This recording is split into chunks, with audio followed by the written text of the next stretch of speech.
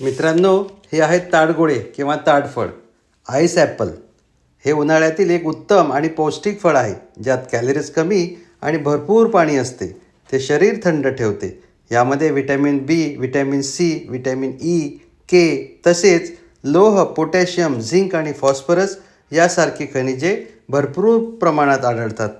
हे फळ आमच्या गावी असं कच्चं मिळायचं नाही, तर पिकलेलं फळ झाडावरून खाली पडल्यानंतर आम्ही त्याला तोडून फोडून त्यातला आतला गर खायचो.